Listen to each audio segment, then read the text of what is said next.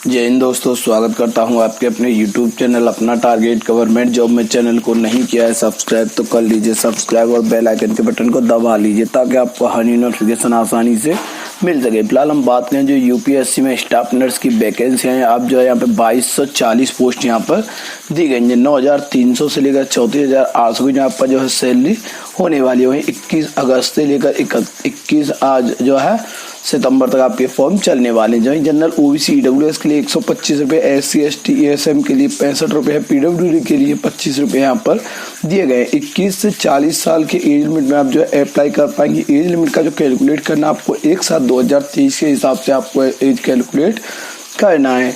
वहीं आपको बात करें जो वैकेंसी है वो आपका यहाँ पे आपका यूपी से निकली है। एंड आपको यहाँ पर देखा स्टाफ नर्स मेल, तो आपका यहाँ पर क्वालिफिकेशन भी दिया गया है। तो आपका जो है 10th पास और उसका 12th, उसके बाद आपका जो है कोर्स होना चाहिए। जैसे BSc नर्सिंग है या डिप्लोमा नर्सिंग है या आपका मिडवाइफ है, ठीक है। तो आपका कोई भी कोर्स होना अति आवश्यक है, ठीक है। तो आप कैसे जो आवेदन कर पाएंगे वो मैं आपको बताऊँ। सबसे पहले क्या है, आपको जाना होगा ऑफिशियल वेबसाइट पे। सिलेक्शन प्रोसेस भी आपका रिटन है, प्री मेन और आपका document verification, medical exam. And आप कैसे अप्लाई कर पाएंगे वो मैं आपको बताऊँ। सबसे पहले क्या है, आपको जाना होगा ऑफिशियल वेबसाइट पे। ऑफिशियल वेबसाइट का लिंक आपको डिस्क्रिप्शन में मिल जाएगा। तो आपका थोड़ी देर में क्या है, एप्लीकेशन फॉर्म खुल के आ जाएगा। उसके बाद इस तरीके का इंटरफेस आपके सामने खुल के आ जाएगा। यहाँ पे आपको देख सकते हैं स्टाफ नर्स एग्जामिनेशन एंड आपको दिया housing and urban planning department. तो आप किसके लिए आवेदन करना चाहते हो वहाँ पे क्या आपको अप्लाई पे क्लिक कर लेना है। अगर आप यहाँ पे हाउसिंग एंड अर्बन प्लानिंग के लिए अप्लाई करना चाहते हैं तो यहाँ पे आप कर सकते हैं। ये आपका दिया हुआ स्टाफ नर्स, तो आपको अप्लाई कर लेना है। एंड अप्लाई करेंगे तो इस तरीके का इंटरफेस खुल के आ जाएगा। यहाँ पे चेक क्वालिफिकेशन कर सकते हैं, एज लिमिट, वैकेंसी, सारी चीज जो है दी गई है। यहाँ पे आपको क्या है दिखाई देगा, ऑथेंटिकेट विद OTR।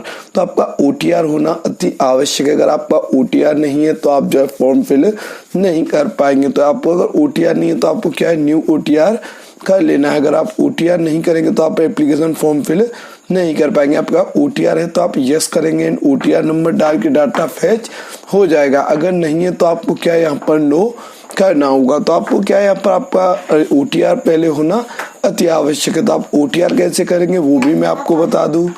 उसके बाद इस तरीके का इंटरफेस आएगा। यहाँ पे आपको क्या है, सबसे पहले OTR करना होगा। OTR के कितने स्टेप आप देख सकते हैं, 4 स्टेप में आपको OTR कंप्लीट करना है। तो सबसे पहले यहाँ पे क्या दिखाई देगा, आपका ईमेल ID। तो आपको ईमेल ID डाल देना है एंड मोबाइल नंबर डाल देना है। क्या verify email and mobile number करेंगे तो आपके मोबाइल नंबर और ईमेल पर OTP आ जाएगा। तो OTP डालने के बाद वेरीफाई कर लेना है एंड आपको इसको नीचे कर लेना है। यहाँ पे आपका एप्लीकेंट फोटोग्राफ दिखाई दे रहा है, देखिए एप्लीकेंट फोटो, ईमेल ID।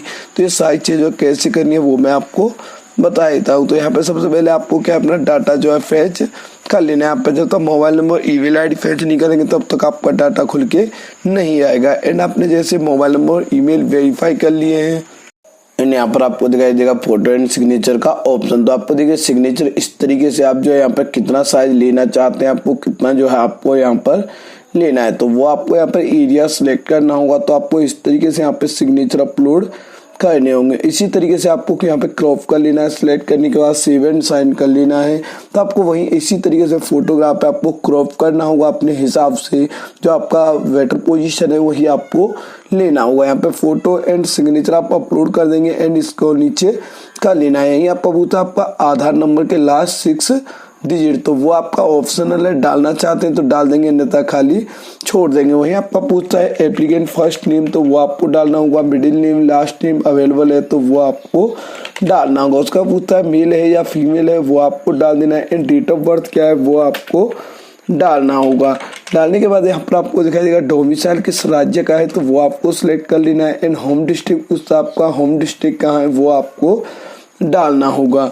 तो जहाँ पे आपका होम डिस्ट्रिक्ट है वो आपको डाल देना। किस कैटेगरी से आप बिलोंग करते हैं तो वो यहाँ पर आपको देना होगा। जनरल, OBC, SC ST वो आपको डाल देना है। वहीं आपका होता है एप्लीकेंट फादर्स नेम, तो वो आपको देना होगा। तो यहाँ पे क्या आपको एप्लीकेंट फादर्स नेम का फर्स्ट नेम, लास्ट नेम इसी तरीके से आप अपना दे सकते हैं। एंड मदर्स नेम भी सेम डालना होगा। एंड पूछता है आपका 10th आपने किस बोर्ड से पास किया था, बोर्ड का नाम सेलेक्ट कर लेना है, किस ईयर में आपने पास किया वो आपको डाल देना है, रोल नंबर क्या है वो डाल देंगे एंड कैप्चा कोड डालने के बाद आपको क्या है यहाँ पर रजिस्टर पे क्लिक कर लेना है। जैसे आप रजिस्टर बटन पे क्लिक करेंगे उसके बाद आपका एप्लीकेशन फॉर्म जो है खुल के आ जाए। देखिए यहाँ पे आप देख सकते हैं आपको यहाँ पे मोबाइल से लॉगिन करना है या ईमेल से, तो वो आपको क्लिक करना होगा। यहाँ पे ओटीपी के द्वारा आपको लॉगिन करना है तो आप गेट ओटीपी करेंगे तो आपका मोबाइल है या ईमेल है क्या आपने डाला वो आपको गेट ओटीपी कर दें। ओटीपी आ जाएगा तो आपको ओटीपी डाल देना है। ओटीपी डालने के बाद आपका वेरिफिकेशन कोड जो है डालना होगा। तो आपको डालने के बाद आपको लॉगिन कर लेना है एंड जैसे आप लॉगिन करेंगे तो वहाँ पे आपका क्या है पासवर्ड चेंज करने के लिए आ जाएगा। तो आपको क्या है यहाँ पर अपना पासवर्ड जो है चेंज करना होगा। पासवर्ड क्या है आपका पहले न्यू पासवर्ड था, जो पहला पासवर्ड था वो आपको कोई प्रॉब्लम नहीं करनी। आपको नया पासवर्ड बनाना होगा। नया पासवर्ड किस तरीके से बना सकते हैं आप, capital letter, small letter, numeric mode, special character, तो इसी तरीके का आपको पासवर्ड बनाना है एंड पासवर्ड को रीटाइप करना है। रीटाइप मतलब आपको दोबारा से डालना होगा। डालने के बाद आपको कैप्चा कोड दिखाई देगा तो आपको कैप्चा कोड जो है डाल देना है। तो ये सारी डिटेल फिल करने के बाद आपको सबमिट बटन पे क्लिक कर देना है। जैसे आप सबमिट बटन पे क्लिक करेंगे तो आपका पासवर्ड चेंज हो जाएगा एंड दोबारा से आपका लॉगिन पेज खुल के आ जाएगा। तो आप अब पासवर्ड से आगे लॉगिन कर सकते हैं। तो नॉर्मली आप अपना मोबाइल नंबर या ईमेल आईडी एंड पासवर्ड से लॉगिन कर सकते हैं। आपको ओटीपी की आवश्यकता नहीं पड़ेगी। अगर आप ओटीपी से करना चाहें तो ओटीपी से भी कर सकते हैं। एंड यहाँ पर आपको देखना होगा सिटीजनशिप, आपका सिटीजनशिप आपको सिलेक्ट करना है। मैरिटल स्टेटस मैरिड है या सिंगल है वो आपको डालना होगा। अगर आप फ्रीडम फाइटर है, डिपेंडेंट है तो आप यस कर सकते हैं, नहीं तो आपको नो करना। आप एक्स सर्विसमैन है, आपका ईसीओ या एसएससीओ या सीओ में तो वो आप यहाँ पर यस कर सकते हैं, अन्यथा आपको क्या है यहाँ पर नो कर देना है। उसका पूछता नीचे आर यू फिजिकल हैंडीकैप, तो आप विकलांग हैं तो यस कर सकते हैं, अन्यथा आपको नो कर देना। अगर विकलांग है तो आपका कौन सा विकलांग है, आपका ब्लाइंडनेस है, लो डिवीजन है, क्या है वो आपको सिलेक्ट करना होगा। आपका कौन सा आपका जो हिस्सा जो है विकलांग है तो वो यहाँ पर आपको फिल करना होगा, अन्यथा नहीं है तो आपको यहाँ पर नीचे कर। आप अगर प्लेयर हैं, आपका जो स्पोर्ट्स सर्टिफिकेट है तो यस कर सकते हैं, अन्यथा आपको नो कर देना है। एनसीसी है तो आपको यस करना है, अन्यथा आपको नो कर देना है। उसका पूछता आपका गवर्नमेंट सर्विस है तो यस कर सकते हैं, अन्यथा आपको नो कर देना है। सारी डिटेल फिल करने के बाद नीचे पूछता है have you ever been divide by UPSC,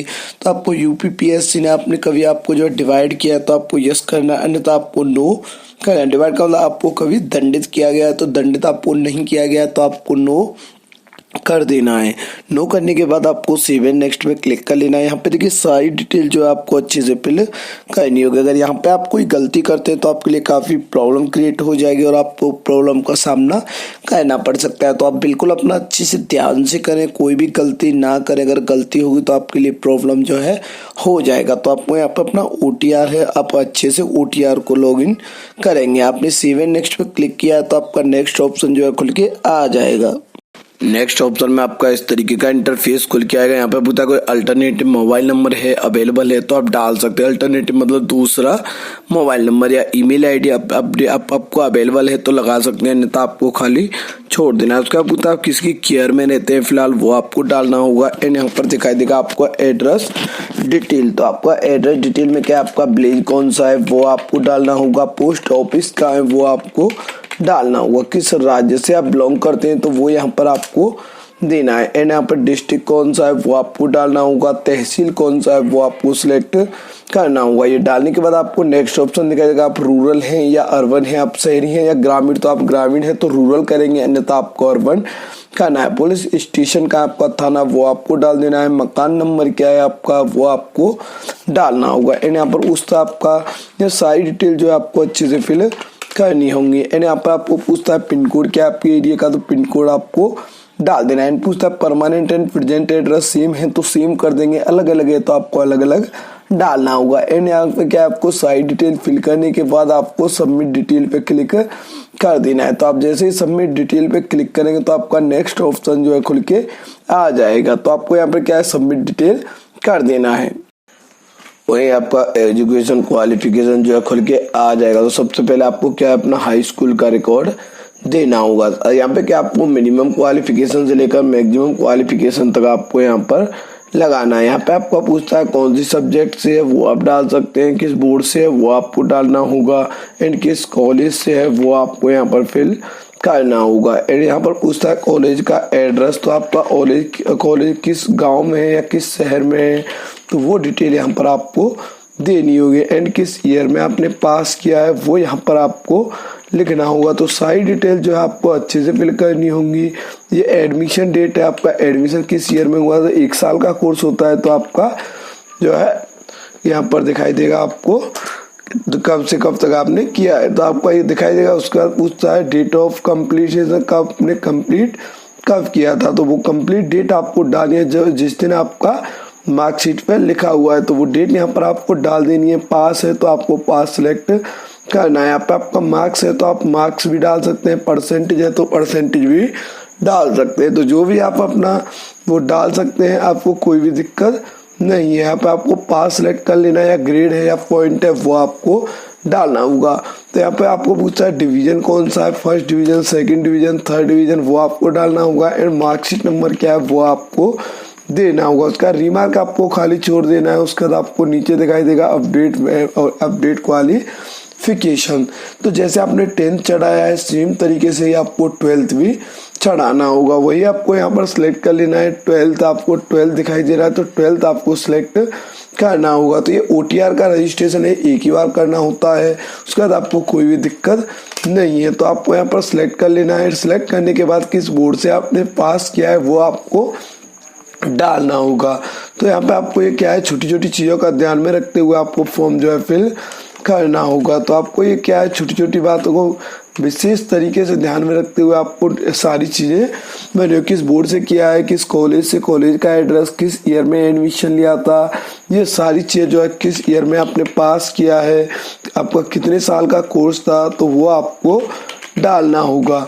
डालने का कब डेट कंप्लीट हुआ है वो आपको यहाँ पर लिखना होगा। तो यहाँ पे क्या है, आपको परसेंटेज था या CGPA था वो आपको लिखना होगा।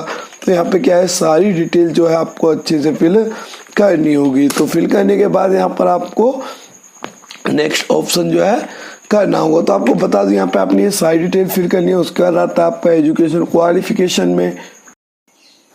उसके बाद क्या है आपका एजुकेशन क्वालिफिकेशन, आपका ग्रेजुएशन है क्या है वो आपको लगाना है। अगर नहीं आपको यहाँ पे आपका कोर्स नहीं मिल रहा है तो आपको 10th 12th कर लेना है। फोटो एंड सिग्नेचर आपको अपलोड करना होगा। एंड एक्सपीरियंस है तो आपको एक्सपीरियंस डिटेल यहाँ पर देनी होगी। नहीं है तो आपको क्या है, फाइनल लॉग एंड सबमिट पर जाना होगा। यहाँ पे लॉग एंड फाइनल सबमिट करेंगे तो आपका एप्लीकेशन फॉर्म जो है फाइनल हो जाएगी। ये सिर्फ आपका OTR फाइनल होगा। आपका एप्लीकेशन फॉर्म जो भी भरना है आपको इससे आप जो है भर सकते हैं। जो UPSC थ्रू के आपका जो है UPSC के थ्रू जो भी आएगा वो आपका यहाँ पर होगा, ठीक है।